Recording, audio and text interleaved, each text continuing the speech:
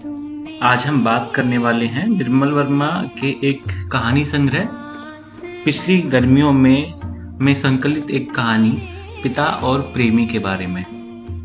निर्मल का साहित्य यदि अभिधा में कहें तो निर्मल के नाम की तरह ही निर्मल है।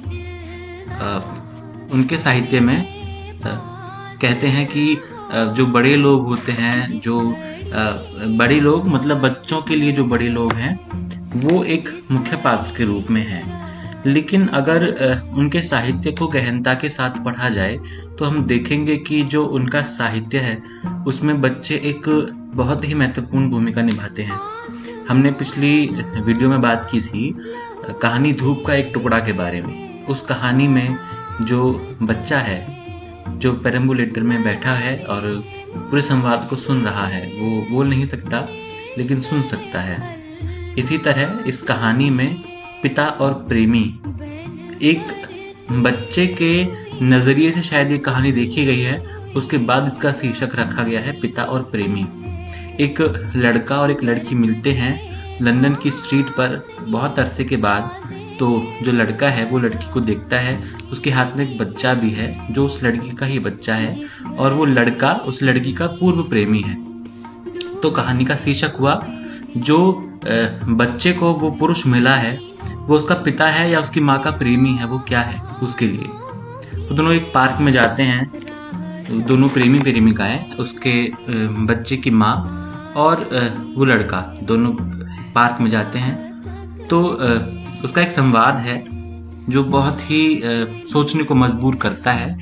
वो है पार्क की सूखी घास पर आड़ुओं की गुठलियां चमक रही थीं, साफ और नंगी और बहुत साफ। वे दोनों पार्क में जाते हैं। एक लड़की अपने पूर्व प्रेमी से मिलती है, उसके हाथ में एक नवजात शिशु है।